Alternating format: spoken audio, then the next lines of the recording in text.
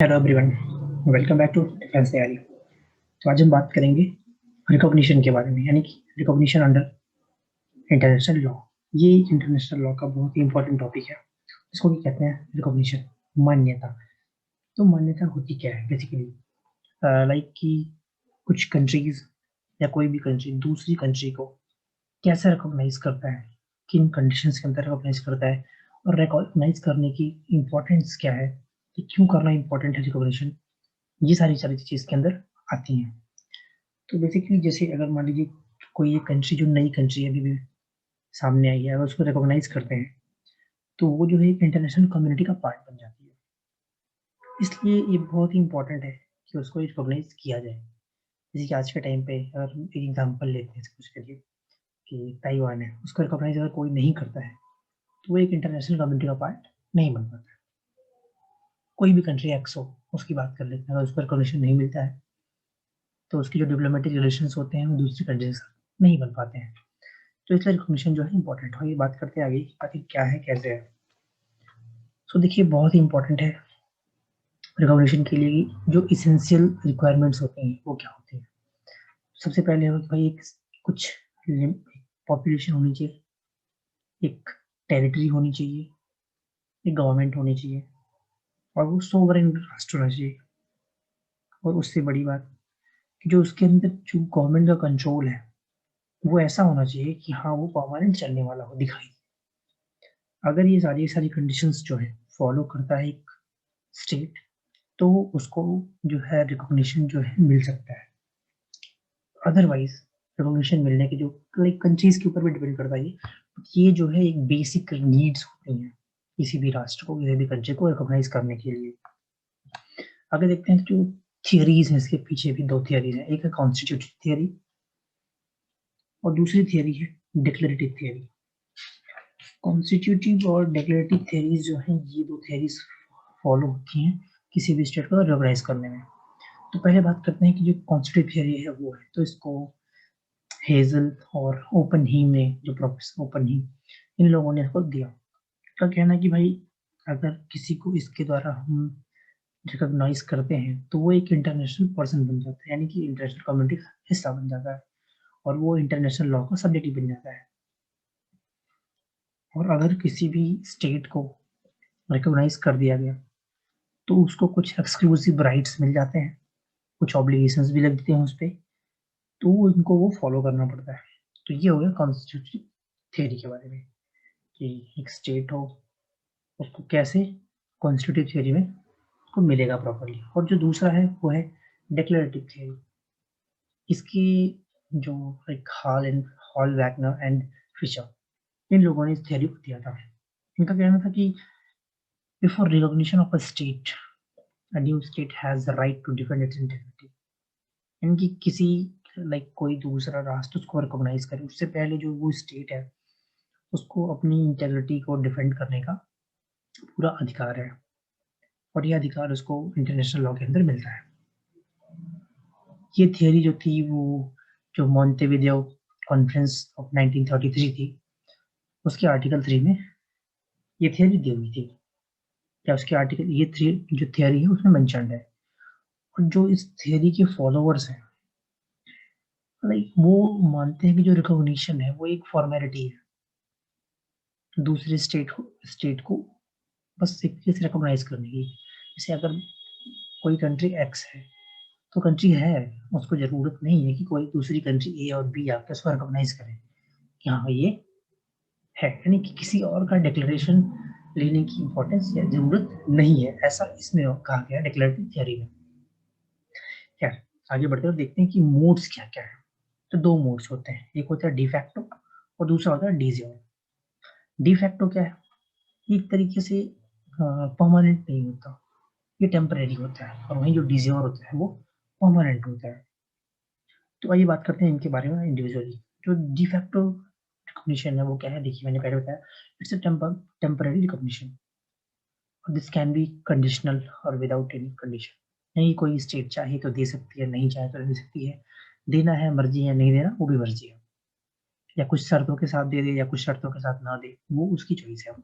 The mode of recognition is granted when a new state holds sufficient territory और control over a particular territory. यानी क्या हो गया कि एक कंट्री, एक स्टेट को ये डी फैक्टर रिकॉग्निशन दिया तब जाता है जब उसके पास एक पर्टिकुलर टेरिटरी हो, सफिशिएंट टेरिटरी हो, जिसको हम एक स्टेट घोषित कर सकते हैं, और फिर उसके ऊपर उसका कंट्रोल प्रॉपर्ली हो। डी फैक्टो का मतलब होता है एक तरीके से जैसे ट्रायल बेसिस पे, कि हमने इसको ये चीज दे दी तो ये इसका यूज कैसे करता है, कैसे उसका बिहेवियर चेंज होता है, इसके लिए।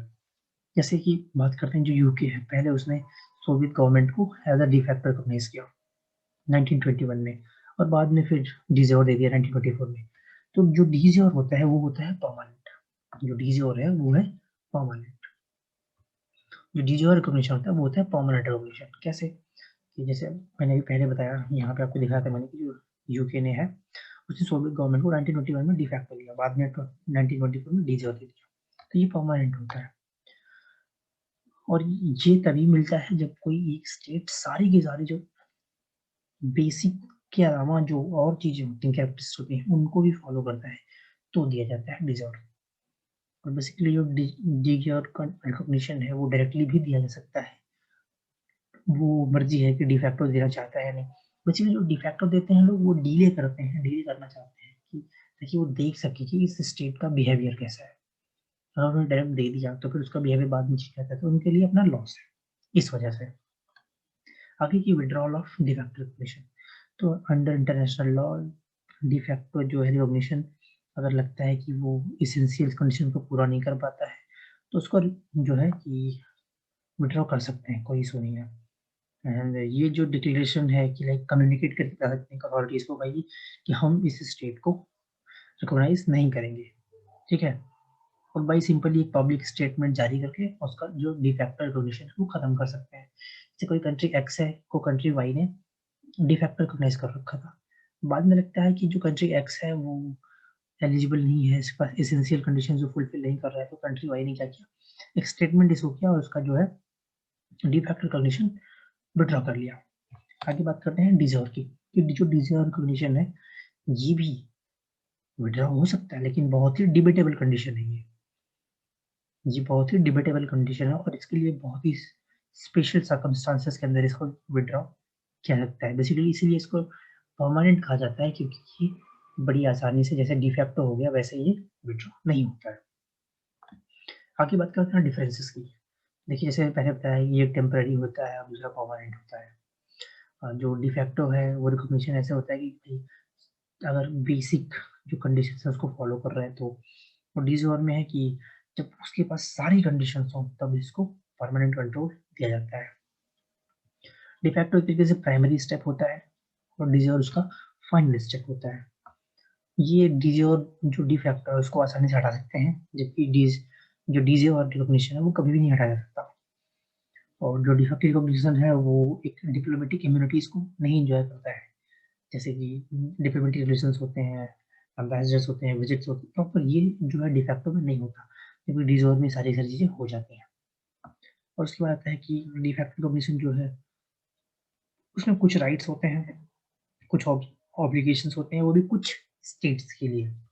और वहीं जैसे ही कोई कंट्री को डिजर्व रिकॉग्निशन मिलता है उसके पास एब्सोल्यूट राइट्स होते हैं और ऑब्लिगेशंस अदर स्टेट्स के लिए हो जाती है। यानी कि उसके पास जितने भी राइट्स हैं, जितने राइट्स सभी कंट्रीज को मिल रहे हैं, जो ऑब्लिगेशंस हैं वो सारी सारी वहाँ पे इम्प्लीमेंट होने जाती हैं। तो ये हो गया। इसके बाद बात करते हैं कि रिकॉग्निशन ऑफ इंसर्जेंट्स इन बेलिजरेंस, यानी कि जो ये हमारे इंसर्जेंट्स होते हैं उनको, या फिर जो युद्ध राज्य हैं जहाँ पे पहले युद्ध हो चुका है उनका क्या है। तो बेसिकली कंट्रोल ओवर अ कॉग्निजेंट टेरिटरी अगर है तो इंसर्जेंट्स को रिकॉग्निशन मिल जाएगा। कंसिडरेबल सपोर्ट भी होना चाहिए लोगों की तरफ से तो मिलेगा। कैपेसिटी होनी चाहिए ऐसी जो इंटरनेशनल ऑब्लिगेशंस हैं वो उनको फॉलो कर सके, तब जाके इंसर्जेंट्स को क्या है मिलेगा रिकॉग्निशन। जैसे कि हमने चाइना गवर्नमेंट के बारे में पढ़ा कि मौ से तुंगने वहाँ पे इंसर्जेंसी करी और फिर उसके बाद उन्होंने वहाँ की जो गवर्नमेंट है तख्ता पलट करके वहाँ पे खुद का वो कर लिया, तो उसको रिकॉग्नाइज कर दिया गया बाद में। क्यों? क्योंकि उनके पास ये जो कंडीशंस थी वो थी। और जो युद्ध राज्य है उनके में क्या है कि भाई जो आर्म्ड कॉन्फ्लिक्ट है वो क्या होना चाहिए, जनरल कैरेक्टर का होना चाहिए। और जो इंसर्जेंट एक तरीके से जो युद्ध चल रहा है उनकी उस टेरिटरी में एक कंसिडरेबल पोजीशन होनी चाहिए एडमिनिस्टर करने के लिए। उसके बाद जो conduct of actions of arm forces हैं वो रूल ऑफ वॉर के अकॉर्डिंग होने चाहिए। तो जा करके जो बिल्डिंग जहाँ पे युद्ध चल रहा हो ऐसे स्टेट को एक स्टेट का रिकॉग्निशन दे सकते हैं। तो ये थी बेसिक बातें, इनके बारे में हमने बात की कि जो इंटरनेशनल लॉ में है ये रिकॉग्निशन क्या होता है, कैसे होता है। इसकी आगे की चीज़ों को हम लेके अगली वीडियोस में आएंगे। तब तक के लिए हमारे साथ बने रहिए, चैनल को सब्सक्राइब करिए। जय हिंद।